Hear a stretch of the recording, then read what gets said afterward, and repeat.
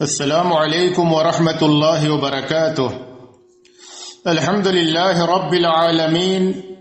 والصلاة والسلام على اشرف الانبیاء والمرسلین نبینا محمد وعلى آلہ وصحبہ اجمعین وبعد۔ معزز دینی بھائیو، آج کے اس پروگرام میں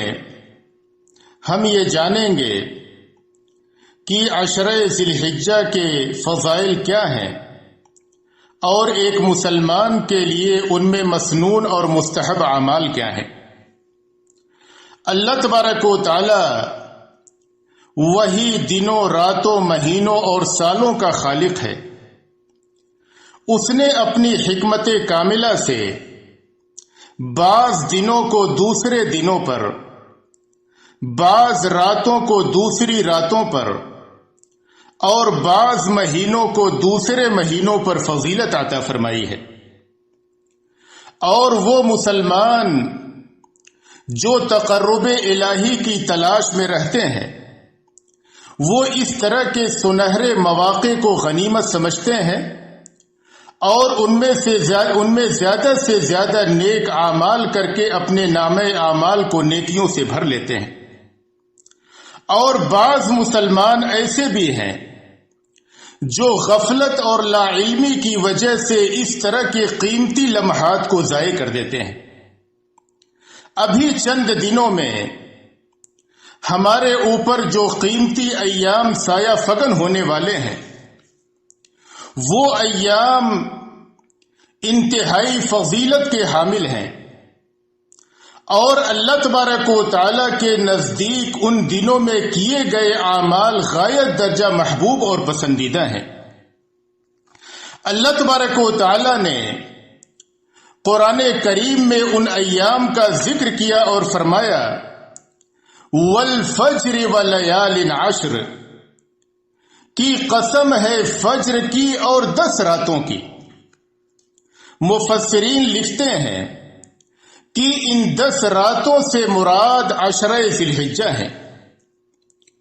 نبی اکرم صلی اللہ علیہ وسلم نے ایک حدیث میں فرمایا، حضرت عبداللہ بن عباس رضی اللہ عنہ راوی حدیث ہیں کہ آپ صلی اللہ علیہ وسلم نے فرمایا ما من ایام العمل الصالح فیہن احب الی اللہ من هذه الایام العشر، کہ سال کے دنوں میں سے کوئی دن ایسے نہیں ہیں کہ ان میں کیے جانے والے اعمال صالحہ اللہ تعالی کو ان 10 دنوں میں کیے جانے والے اعمال صالحہ سے زیادہ محبوب ہوں۔ صحابہ کرام نے دریافت کیا کہ اے نبی صلی اللہ علیہ وسلم، اللہ کی راہ میں جہاد کرنا بھی نہیں؟ آپ صلی اللہ علیہ وسلم نے فرمایا کہ نہیں، الا یہ کہ کوئی شخص اللہ کی راہ میں جہاد کے لیے نکلے، اپنی جان اور مال کو لے کر کے اور کچھ بھی لے کر کے واپس نہ لوٹے، اللہ کی راہ میں شہید کر دیا جائے۔ تو اللہ تبارک و تعالی کو ان دنوں میں کیے گئے نیک اعمال دوسرے دنوں کے مقابلے میں غایت درجہ محبوب اور پسندیدہ ہیں۔ حضرت عبداللہ بن عمر رضی اللہ عنہ بیان کرتے ہیں کہ نبی اکرم صلی اللہ علیہ وسلم نے فرمایا ما من ایام اعظم عند اللہ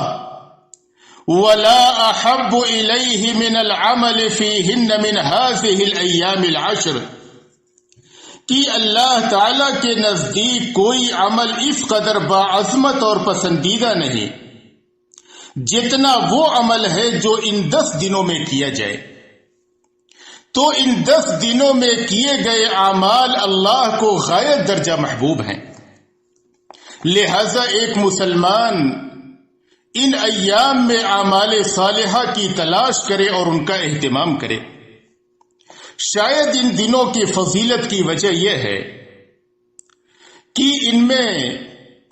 اسلام کی عظیم ترین عبادت اور اسلام کا اہم ترین رکن حج ادا کیا جاتا ہے۔ حافظ ابن حجر رحمہ اللہ اس کی وجہ کا ذکر کرتے ہوئے لکھتے ہیں کہ عشرہ ذی الحجہ کے امتیاز کا سبب یہ معلوم ہوتا ہے کہ ان دنوں میں تمام بنیادی عبادات جمع ہو جاتی ہیں، نماز، روزہ، صدقہ، حج، جو اور دنوں میں جمع نہیں ہوتی ہیں۔ ویسے علم اللہ کے پاس ہے کہ ان دنوں کے فضیلت کی وجہ کیا ہے، لہذا ان دنوں میں ایک مسلمان بکثرت نیک اعمال کا اہتمام کرے، فرائض کی پابندی کے ساتھ نوافل کی پابندی کرے، کثرت سے نفل نمازیں پڑھے، کثرت سے نفل روزے رکھے،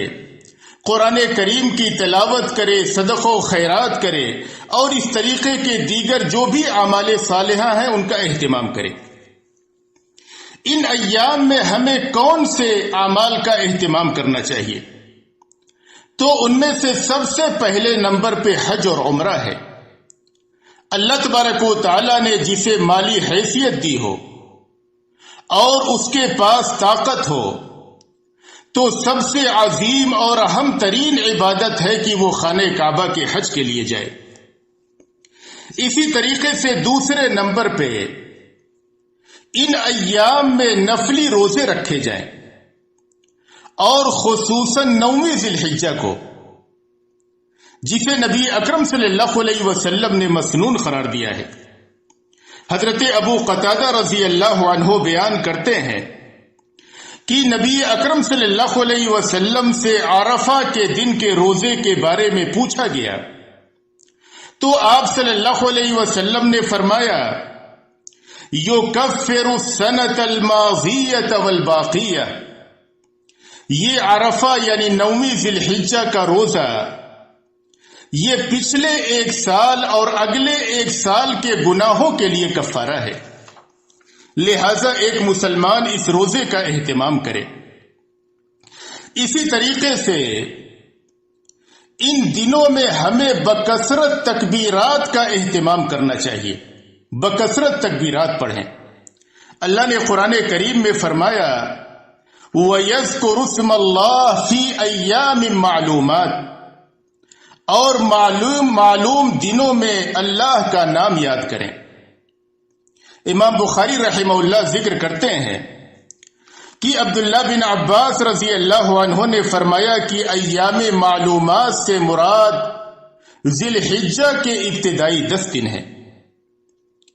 نبی اکرم صلی اللہ علیہ وسلم نے ایک حدیث میں فرمایا، ما من ایام اعظم عند اللہ ولا احب الیہ من العمل فیہن من هذه الایام العشر فاکثروا فیہن من التحمید والتکبیر والتہلیل، کہ اللہ تعالی کے نزدیک کوئی عمل اس قدر باعظمت اور پسندیدہ نہیں جتنا وہ عمل ہے جو ان 10 دنوں میں کیا جائے، لہذا تم ان دنوں میں کثرت سے الحمدللہ، اللہ اکبر اور لا الہ الا اللہ کہو، یعنی ان کلمات کے ذریعے سے کثرت سے اللہ کا ذکر کرو۔ امام بخاری رحمہ اللہ ذکر کرتے ہیں کہ حضرت عبداللہ بن عمر اور ابو ہریرہ رضی اللہ عنہما ان دنوں میں بازار کی جانب نکلتے، کثرت سے بآواز بلند تکبیرات پڑھتے، اور ان کی تکبیرات کو سن کر کے بازار والے بھی تکبیر پڑھتے۔ لہذا ان دنوں میں ایک مسلمان کو چاہیے کہ کثرت سے بآواز بلند تکبیرات پڑھیں، بازار میں چلتے ہوئے،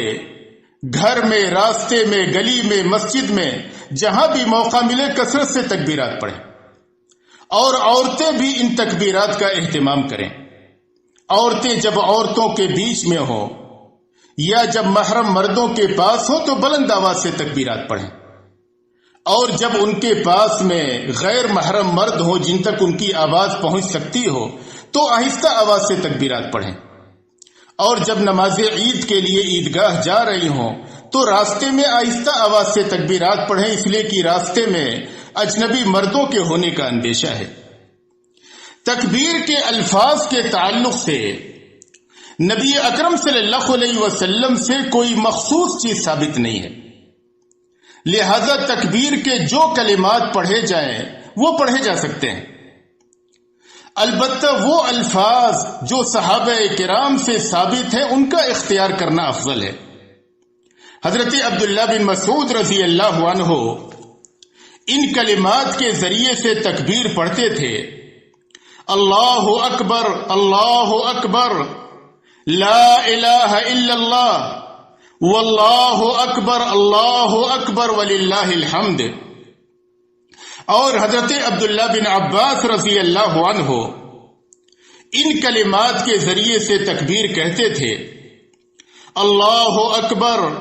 اللہ اکبر اللہ اکبر وللہ الحمد اللہ اکبر واجل اللہ اکبر علی ما ہدانا۔ تو ان کلمات کے ذریعے سے ان ایام میں بکثرت تکبیرات پڑھا جائے۔ چوتھا عمل یہ ہے کہ ایک بندے مسلم ذی الحجہ کے ان ابتدائی 10 دنوں میں کثرت سے نیک اعمال کا اہتمام کرے، نفل نمازیں پڑھے، نفل روزے رکھے، صدقہ و خیرات کرے، کثرت سے قرآن کریم کی تلاوت کرے، دیگر اعمال صالحہ کرے، اور گناہ کے کاموں سے رک جائے اور رب کی بارگاہ میں گناہ کے کاموں سے توبہ و استغفار کر لے۔ ایک پانچواں عمل جو اسلام کا اہم ترین شعیرہ اور تقرب الہی کا اہم ترین ذریعہ ہے جس کا اہتمام کیا جائے، وہ قربانی کرنا ہے۔ 10ویں ذی الحجہ کو اور اس کے بعد 3 دنوں تک قربانی کی جائے۔ یہ تقرب الہی کا، رب کو راضی اور خوش کرنے کا یہ ایک اہم ترین عمل ہے اور ایک عظیم عبادت ہے۔ نبی اکرم صلی اللہ علیہ وسلم نے اسے تاکیدی سنت قرار دیا ہے۔ آپ صلی اللہ علیہ وسلم جب تک مدینہ منورہ میں رہے برابر قربانی کرتے رہے، اور اللہ نے اس کی اہمیت کی وجہ سے اسے نماز کے ساتھ ذکر کیا ہے۔ اللہ نے قرآن کریم میں فرمایا فَصَلِّ لِرَبِّكَ وَانْحَرْ، کہ اے نبی صلی اللہ علیہ وسلم ہم نے آپ کو بہت ساری بھلائیوں سے نوازا ہے، انہی میں سے حوض کوثر کا عطا کیا جانا ہے، لہذا آپ اس کے شکریہ میں رب کے لیے نماز پڑھیے اور قربانی کیجیے۔ اور اللہ نے ایک دوسرے مقام پر فرمایا قل ان صلاتي ونسكي ومحياي ومماتي لله رب العالمین، کہ اے نبی صلی اللہ علیہ وسلم آپ کہہ دیجئے بے شک میری نماز، میری قربانی، میرا جینا اور مرنا اللہ رب العالمین کے لیے ہے۔ اور نبی اکرم صلی اللہ علیہ وسلم نے اس کی تاکید کرتے ہوئے آپ نے ایک حدیث میں فرمایا، حضرت ابو ہریرہ رضی اللہ عنہ راوی حدیث ہیں، وہ کہتے ہیں کہ نبی اکرم صلی اللہ علیہ وسلم نے فرمایا من کان له سعة ولم يضح فلا يقربن مصلانا، کہ جس آدمی کے پاس مالی طاقت ہو اور وہ قربانی نہ کرے وہ ہماری عیدگاہ کے قریب نہ آئے۔ تو نبی اکرم صلی اللہ علیہ وسلم سے